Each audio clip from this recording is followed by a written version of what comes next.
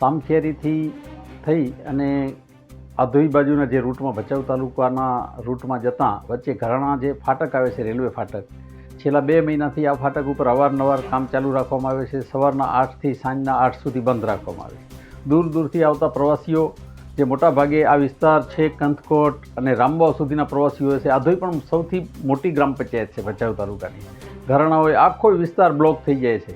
હવે આપણી બાજુમાં શક્ય હોય તો એરોમાની બાજુમાં ડાયવર્ઝન આપી શકાય એવું હતું. એવો તો કોઈ તાજમહેલ જેવો મોટો બાંધકામ કે બ્રિજ, ઓવરબ્રિજ તો બનતો નથી. છતાં આવી રીતે રેલવે દ્વારા જે પરેશાની કરવામાં આવે છે, સ્થાનિક નબળી નેતાગીરી, એ તાલુકા પંચાયતના સભ્ય હોય કે જિલ્લા પંચાયતના સભ્ય હોય કે પછી ગામના સરપંચો હોય, ધારાસભ્ય હોય કે સંસદ સભ્ય હોય, તમામ લોકોની નિષ્ફળતાને કારણે લોકોને પારાવાર મુશ્કેલીનો સામનો કરવો પડી રહ્યો છે.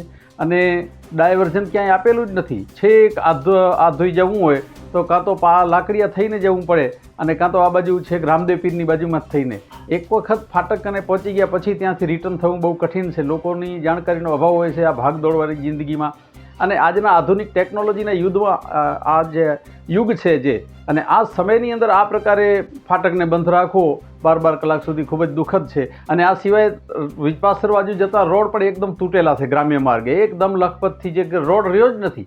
તો સરકારની આ નિષ્ફળતા છે. આ બાબતે સરકારે તાત્કાલિક અસરથી આ રોડ અથવા તો આ બ્રિજનું જે કંઈ કામગીરી છે ફાટકની, એને દુરસ્ત કરી અને લોકોને થતી હાલાકીમાંથી મુક્તિ અપાવવી જોઈએ.